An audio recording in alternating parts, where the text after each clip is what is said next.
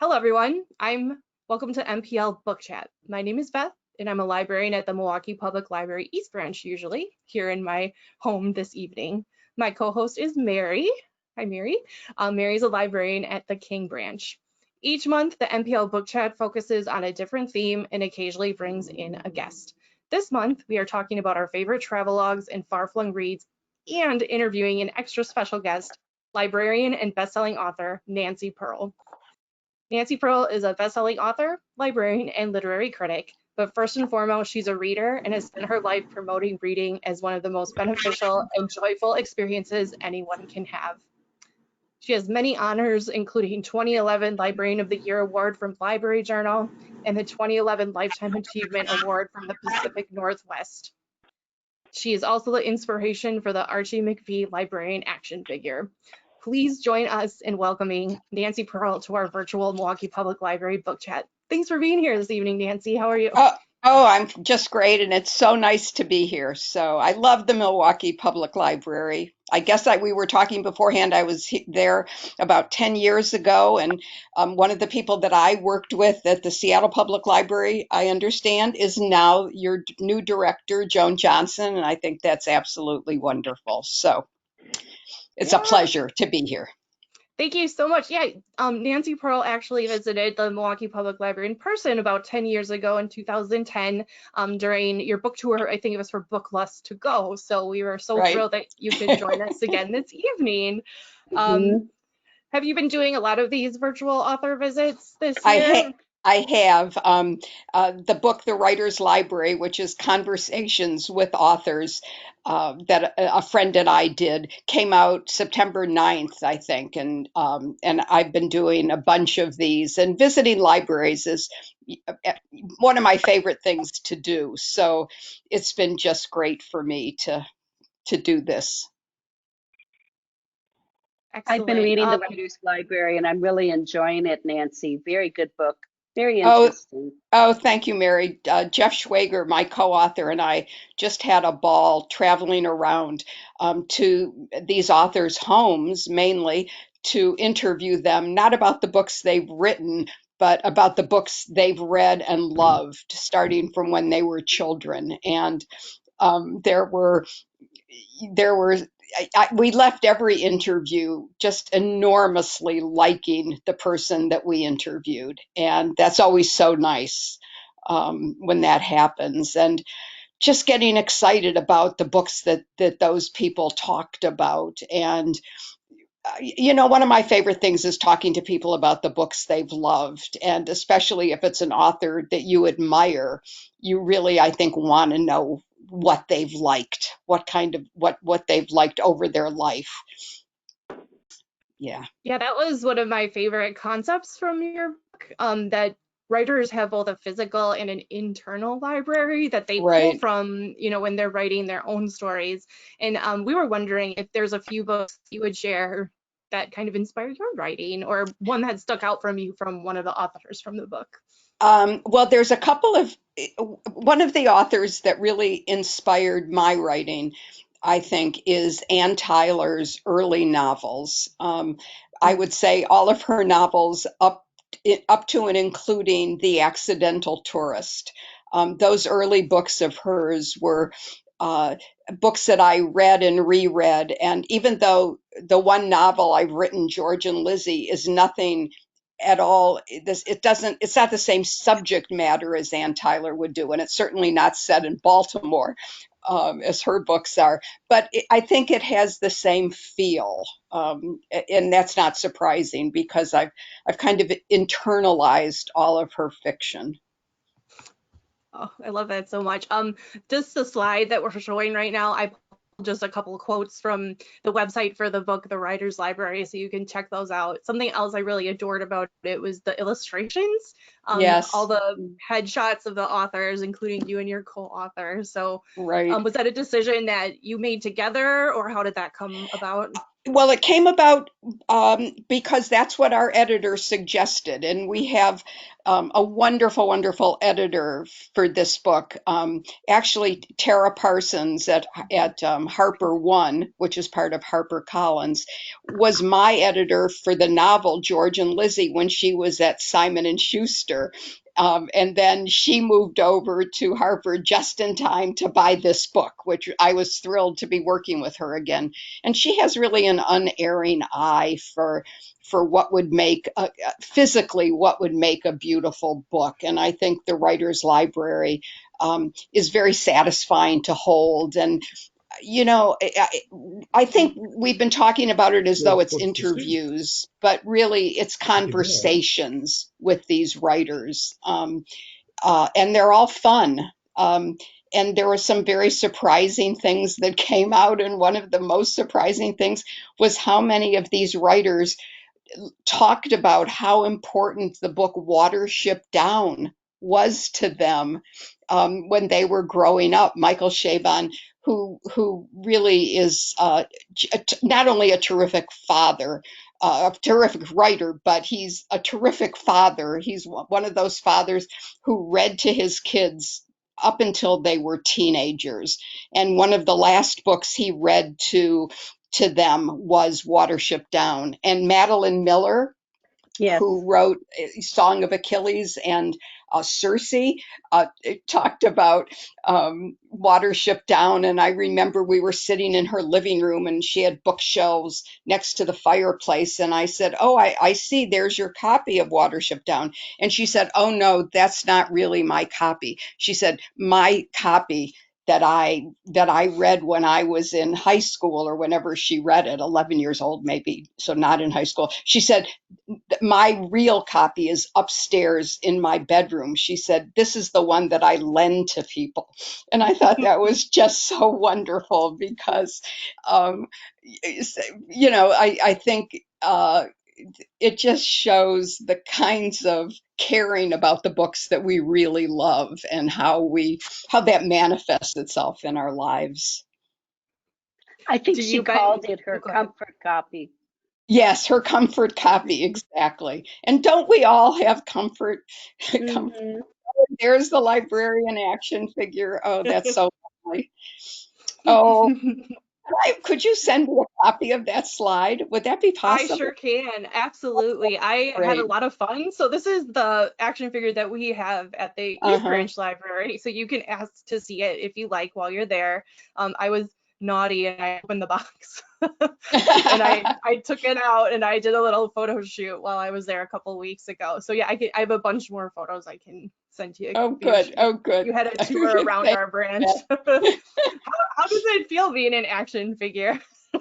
Oh, yeah, I've always felt so. The action figure came out in 2003, which is when the first Book Lust book came out, and people have always said, "Oh, what good marketing that was to bring them out together," even though they were from two different. One was a publisher and one was a company in Seattle called Archie McPhee. And really, I feel like the librarian action figure in all of her various iterations, and there have now been three different ones, are really, it's just a stand-in for all librarians. Librarians have always been so important to me since I was a little girl growing up in Detroit, and I became a librarian because of my children's librarians at my local public library in Detroit, and they were really wonderful to me. And so the librarian action figure to me stands for all of us who work in public libraries. In any library, I guess, but public libraries are the closest to my heart. That Oh, that touches me a lot too, and I love the yeah. accessory. Yeah, Yeah. They're perfect. right. And I have to say that those clothes, there were a lot of comments about how unstylish those clothes were. But in real life, they were very, very nice. Mhm. It was just translating those clothes that I was wearing when I was being digitized for the action figure that, Mhm. translated those gorgeous clothes into plastic, and it didn't do such a good job. So the newest librarian action figure, which has a cape actually and is Oh, wearing jeans Oh, and a sweater, I look much more. It's really a superhero. I'm gonna have to look that up. Yeah, yeah, coming to make a difference in the world and make sure everybody has the joy of reading and the ability to do it. Let's see. All right. I'm gonna just read this quote really quick because it's one of my favorites of yours, and then I'm gonna quick turn the slides off so we can chat a little bit without the Okay. slides up. So this is really important readers advisory advice that I've really taken to heart after I heard it from you. So if you're 50 years or old or younger, give every book about 50 pages before you decide to commit yourself to reading it or give it up. So can you talk a little bit about that? Yes, yes. So I've lived in Seattle for a very long time now, and for a long time I was on the public radio station every week, and once a month we would take phone calls. People could ask questions about what they should read next and different things. And one time a woman called and she said, I'm just reading this book and I'm not enjoying it. How many pages do I have to, when can I quit? And I said, just it just came to me out of nowhere. And I said, give a book 50 pages. Give a book 50 pages and, ask yourself at the bottom of page 50, am I loving this book? And if you are, of course, go on and read it. If all you care about is who marries whom or who the murderer is, then turn to the last page and see that. Our government and Amazon and Google, Facebook, they all know a lot about us, but they don't know yet whether we finished the book that we have at home.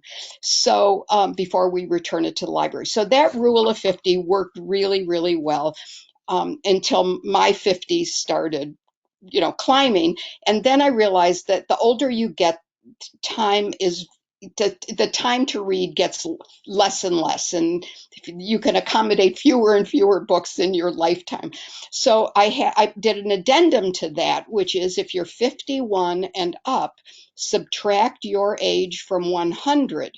And that number, which as we know now gets smaller every year, is the number of oh, pages that you should read before you can legitimately give up a book that you're not enjoying. Now, what that means then is when we turn 100, we can legitimately judge a book by its cover. that's interesting. I love it so much. And it was on a Starbucks cup. At one time Starbucks did quotes from writers on their cups. And so that quote about 50 and then 51 was in cup 169, a venti size cup, I'm happy to say. Ooh, you got the big one. I got the I big love one, right. Right. It was a pretty long quote. Nancy, excellent. Mary, did do you keep a book journal, Nancy, of the books that you've read? I don't keep a book journal. I used to rely on my memory, which was Hmm. most excellent. Now, what I mainly do if I love a book is I put it on Facebook or Twitter, which is which Twitter is really my social media thing of choice. Um, and that's how I've been keeping track of the books that I read during the pandemic. And none of our libraries are open. They've just recently opened for Mm. to pick up holds, curbside holds.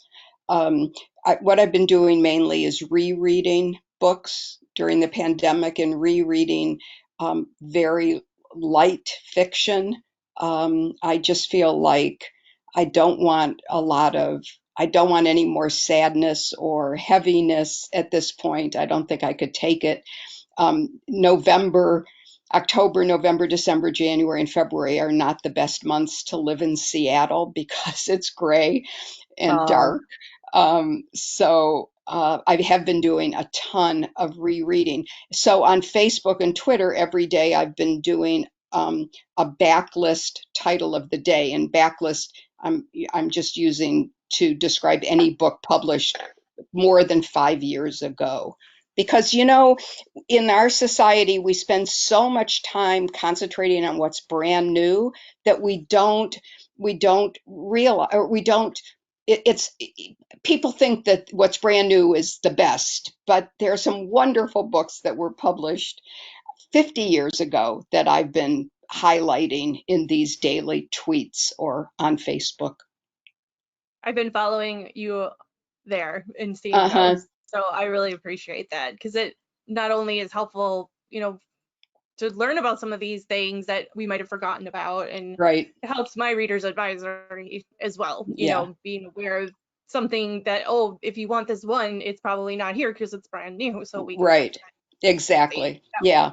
One of the ones that I did in the last few days is Advise and Consent by Alan Drury, which is such a good, it still resonates today. And now I feel like I need to go back and read and watch the movie. But the book is so good. And if you just want to get lost if you just want to sort of see the way a functioning government really works, read Advise and Consent. It's which shows a divided government working together. It's great. It's a great novel, and he won the Pulitzer Prize, so it has some cachet besides my saying that. I dropped the title and the author in the chat for Oh, everyone if you good, wanted to good. grab it. Thank you. You're mentioning older books. When I was getting ready for this program with you and trying to think of far-flung books or books written different places, I couldn't help but be reminded of the book Hawaii by James Oh, Michener. yeah, right. I probably read that when I was a teenager, and I just thought it was the most beautiful book about he just had such a way of bringing to life the land and the people, the beginning people, and I've never been able to get that out of my mind. Yeah, I wrote a whole book about travel narratives and armchair travel books and historical fiction set in different places around the world called Book Lust to Go. And I was just paging through it, and you just see these wonderful, wonderful books that are probably available at your local library, and many of them, like Hawaii, are still in print. So, Right. they're easy to get. Kind of mute there for a second. My kid was yelling. Yeah, I have Hawaii on my list, and a lot of people have recommended that one to me. Yeah. And somebody commented somebody from Colorado just commented about Michener's Centennial. And I think that Michener does one thing. He does it's his books really give you a sense of the place as it developed, and Yeah. I think that's a great that's great. I always feel like if I'm going to go visit another country, I want to read a lot about that country, but frequently what I want to read are novels set in that country, because somebody once said that history can give you the facts, but fiction can give you the truth.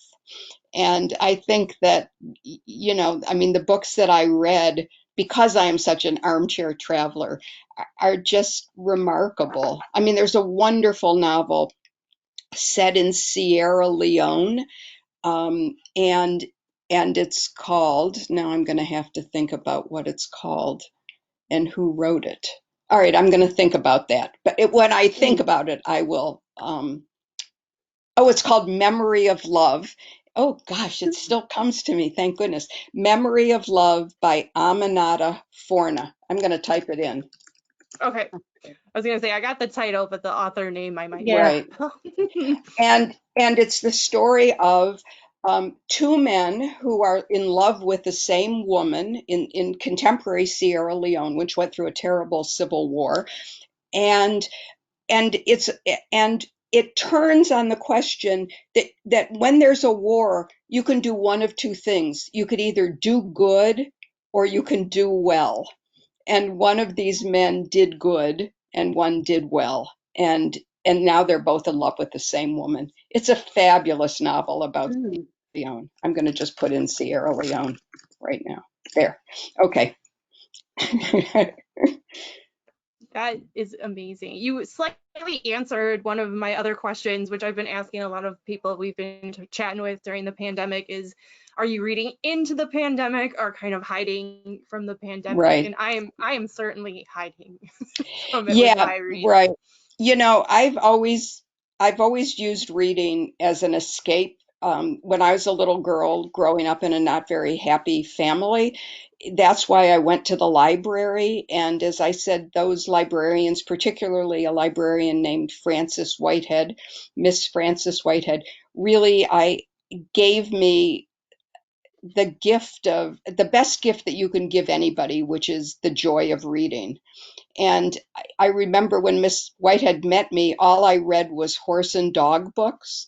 And if you went with me today to Detroit to the Parkman Library, I could take you to where those books used to be because they pulled them out of the fiction section and just had this section called horse and dog books. And I always thought they did that for me because they knew those were my favorite books. But I remember Miss Whitehead once came up to me and she said, Nancy, I have a brand new horse book for you. Do you want to be the only person in this library? Do you want to be the first person in this library to read this book? And I thought, I was like 10 years old. I thought, what could be better than you're the first person in this library to read this book? So I held out my hands to Miss Whitehead. And in the first example of like bait and switch that I was ever, introduced to, Miss Whitehead said, oh, but wait a second. Before you read this book, I want you to try this other book.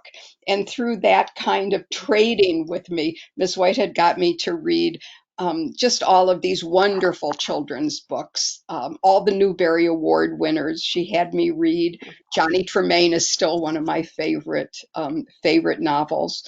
And she just, I was at the library all the time. I was there right after school. I was there all day Saturday. It was a pretty, it was a pretty wonderful experience for me having Miss Whitehead in my life. Nice. I love that story so much. And I always like, I hope we're doing that for some kid out there somewhere. And I miss working with people. Yeah, I get to see I them a little bit more right now, but right. I bet you are. I think it's the rare child who will come up and thank you. I didn't thank Miss Whitehead. I became a librarian, a children's librarian, and got to work with her as a colleague. But, I never said, Miss Whitehead, you saved my life, which I feel like she did. she knows. Yeah, yeah, I hope so. Yeah. Very good. Go ahead. Oh, I was going to say somebody just in the chat said that True Grit is another American classic that's about Hmm. 50 years old. And True Grit is a wonderful novel, Mhm. another wonderful historical novel, another great historical novel. And we can do historical novels as far-flung reads, right? Yeah, I definitely. think so. Oh yeah. Yeah. Okay. So another wonderful one is Little Big Man by John Mm. Berger. Thomas Berger? Some Berger, I don't remember, Berger. And it's just one of those books. The best books, no matter when they were published, still have meaning for us today. And I Mhm. think Little Big Man absolutely does. It's about a young boy whose white parents are killed, and he's adopted by Native Americans, and his whole life, he says in the book, um, he was too white for the Native Americans and too Indian for the whites, and his experiences growing up that way. Larry McMurtry's Lonesome Dove. Now Mhm. that is just a fabulous novel that once you read that, you can never forget those two characters. You might forget their names, but you can never forget their experiences on this cattle drive. I just have one piece of advice for somebody who's reading Lonesome Dove or who wants to read Lonesome Dove. Be sure to have a big bottle of water next to you, because you are going to be on this cattle drive with these cowboys, and it is very dry and dusty, and you're just going to like so have that water. Have that water for them. That is a Right. book that I am often reordering for my branch. Like I Yeah. have put that one in my replacement cart at least twice a year. Yeah. That Right. one likes to go out quite a bit still at the East Branch. So When Lonesome Dove is one of those books that whatever kind of a reader you are, if you like fast moving plots, or if you like really three-dimensional characters, or if you like a setting that's so wonderfully evoked, then you'll find all those things in Lonesome Dove, which is why it's such has lasted that long and is still in print, and you reorder it a couple times a year. I love that. So we're coming up on our half an hour, which is usually all the time we have. I'm probably going to Okay. stay late and do our list that we came up with, but I understand that you'll need to get going if you do. We do have 2 questions from our Uh-huh. patrons, if you'd be willing to answer Sure. those. First from Michael. Michael says, thank you so much for this. I'm curious what you make of the recent trend toward autofiction, books by people based on their own lives. Ayad Akhtar is a Milwaukee native. We're very proud, and his most recent book is in that vein, Right. as are a number of big books in the last 10 years or so. Thank you. Right. I have to say, I am not fond of autofiction. I would rather, um, every writer puts himself or herself or their self in the novel that they're writing, one way or another, whether it's autobiography or not. Um, but I'm not someone who loves a lot of memoirs. I somehow I have always felt that the first 2 letters in memoir are M-E, and Mhm. I would like I'm always more comfortable or I always enjoy, I think, books where the writers can distance themselves from their own experiences. I read Ayad Akhtar's book and thought it was really interesting, and just very timely. Yeah, I didn't realize he was from Milwaukee, which I I guess I didn't should either. have. Oh, good. Oh, good. No idea. Sorry, Woo, y'all. phew, phew. Okay, and then our last question is from Monica, and it's kind of a recommendation. Your recommendation that is a favorite of mine is The Brief History of the Dead, sort of a pandemic story. Can you recommend something similar? Station 11 by Mandel is Mandel. I think somebody referenced it in the chat. Mhm. Is another really good book. I have loved all of her books. So I'm a big fan of Emily Mandel, St. John Mandel. There's a new book by Jonathan Lethem that is sort of pandemic related, um, that I think would be a good choice. It's brand new, so you're probably going to have to put a hold on it at the library. Um, Geraldine Brooks's book, oh my gosh, what is the name of her book? Oh yeah, Year of Wonders is another good pandemic read. But mostly I've been reading just great fantasy, science fiction stuff that's you have to have a certain suspension of disbelief. That's what my reading has been. Mhm. Yeah, me too. Um, well, I think that was it for our patron questions.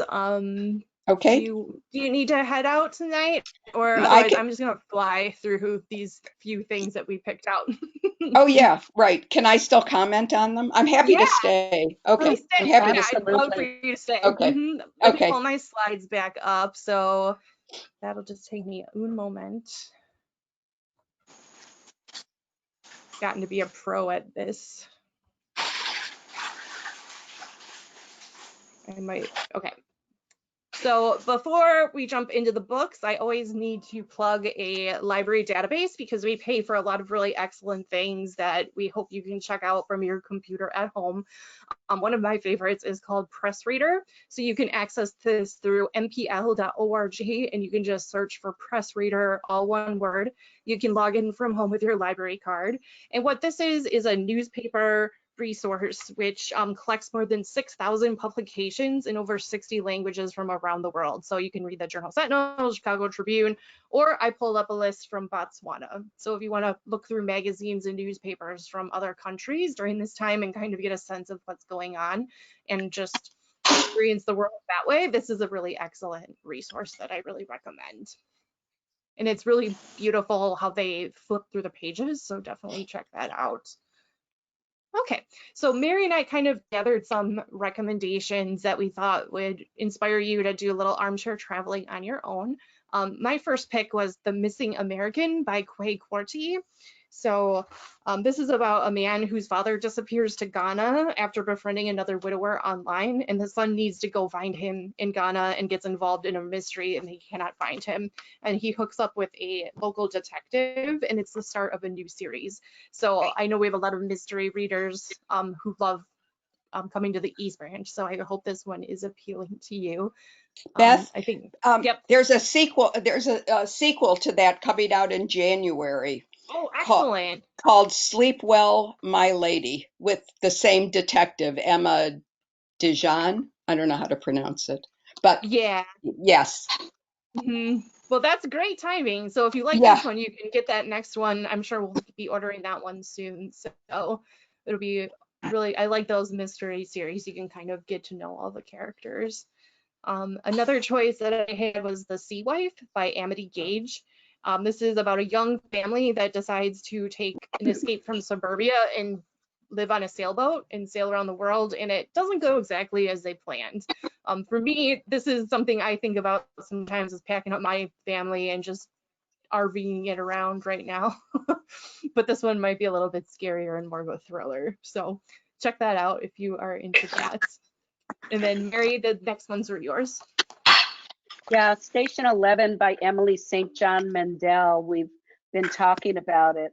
So, no surprise, it's about a flu epidemic that hits the modern world and leaves it a wasteland.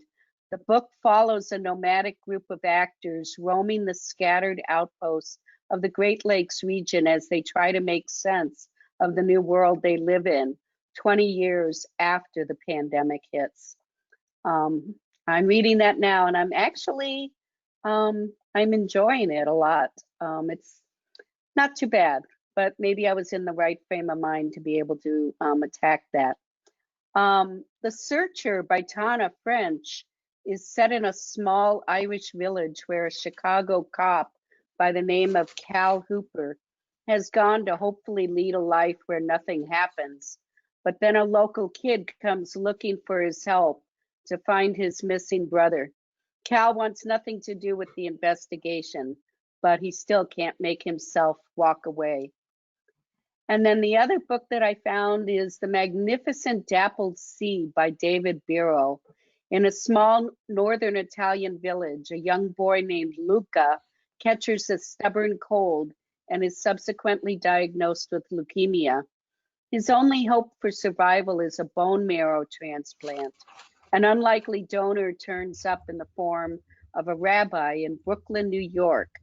Luca's nurse, Nina Bocelli, races against time to help save the young red-headed boy while uncovering terrible secrets from World War II. Secrets that reveal how a Catholic child could have Jewish genes. That one's a brand new one, right? As well, Mary? Yes. Yeah, it's on order still. It's still not quite available in the libraries, but we should be getting it shortly. Excellent. These next two I chose because they really get you out of the world that we know, and I think that's important for a lot of people right now. The first one is definitely a darker choice, but it's really compelling, written by Rebecca Roanhouse, Black Sun. It's set in it's the first book in a trilogy, and it's inspired by civilizations of the pre-Columbian Americans and their celestial prophecies, political intrigue, and forbidden magic. I've heard it's very compelling, and I have this one on hold myself. That cover is really attractive to me too, even though I'm not supposed to judge a book by its cover. The House in the Cerulean Sea is another one I have on hold. It's by T.J. Klune, and it's an enchanting love story masterfully told about the profound experience of discovering an unlikely family in an unexpected place. It's supposed to be a gentle science fiction fantasy tale that will make you have kind of warm, fuzzy feelings when you're done reading it. So kind of both ends of the spectrum for these two. And then our last picks, I did a couple nonfiction. BB's Kitchen is actually a cookbook, but it's about grandmothers from 8 Eastern African countries who will welcome you into their kitchen to share flavorful recipes and stories of family love and tradition. So it's kind of a cookbook meet travel log, which I'm always really I love getting recipes like this that are family recipes, and the photographs in this one are really stunning. I kind of took a peek online before I picked it. The next one is Leave Only Footprints by Connor Knighton, which is a correspondent who chronicles his year-long journey traveling to every single national park in the United States. So this is something that has been recommended as a safe activity that we could do if you can get out of town, if you want to do a little bit. Also, I just read an article that says veterans of the armed forces are now able to apply and get a free Parks Pass, which is really excellent to hear, a National Parks Pass. So please, if you are a veteran, do apply for that benefit, seeing as Veterans Day is tomorrow. And our last one, Places I've Taken My Body by Molly McCauley Brown. These are intimate essays by a poet who explores living within and beyond the limits of a body. In her case, one that's shaped since birth by cerebral palsy. So this is her experience traveling as a person who has a painful movement disorder and how she experiences life. So those were our picks tonight. Any of these strike your fancy, Nancy?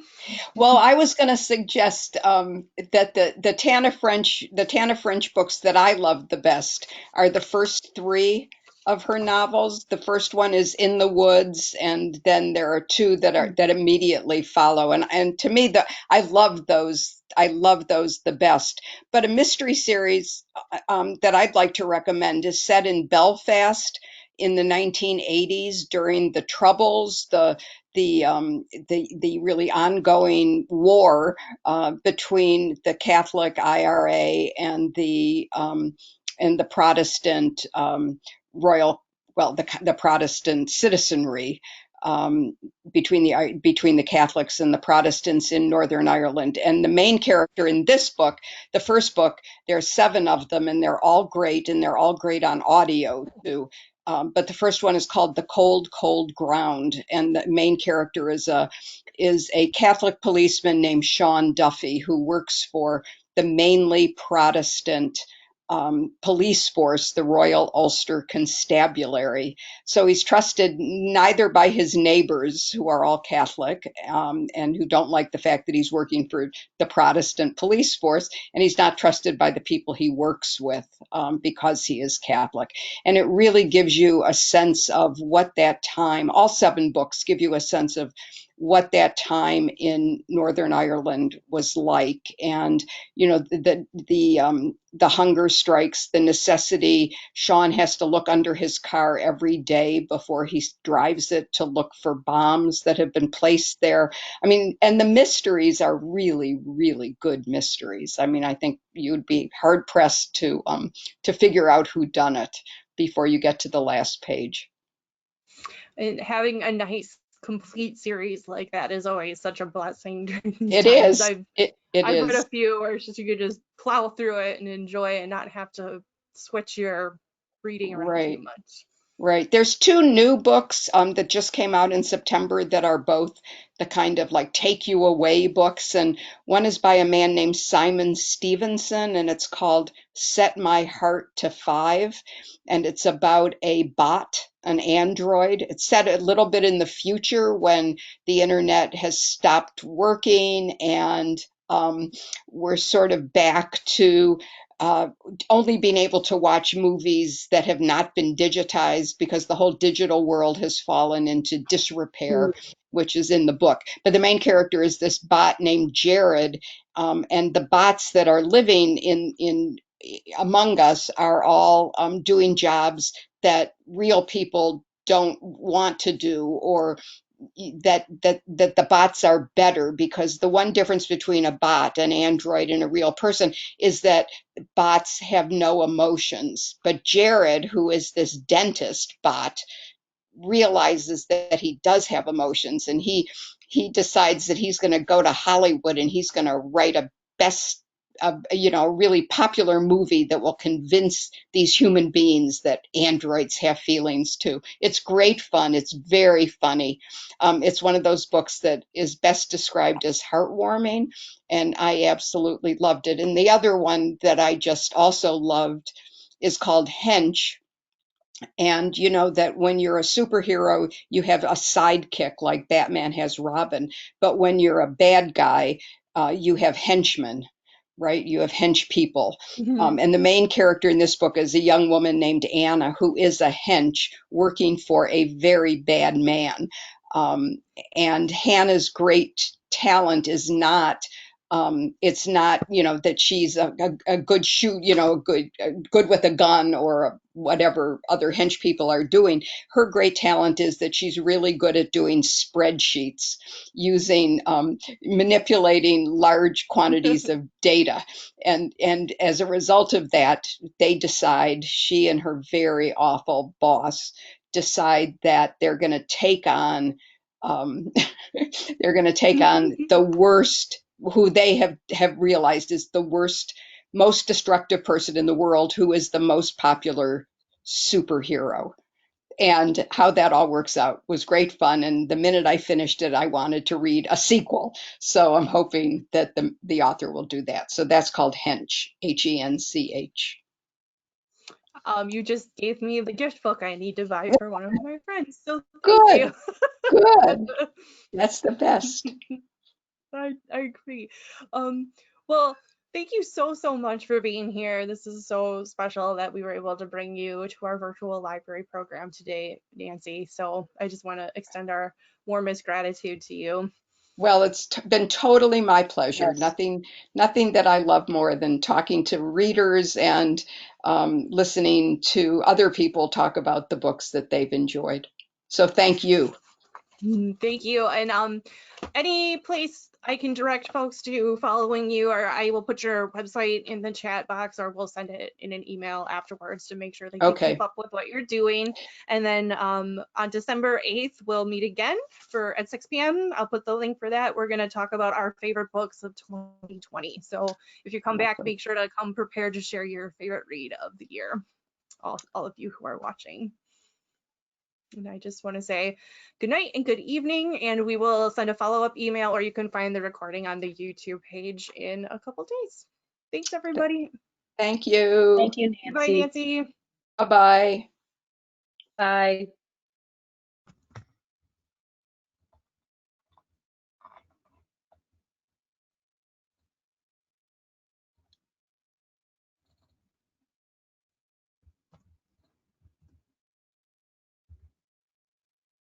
Oops.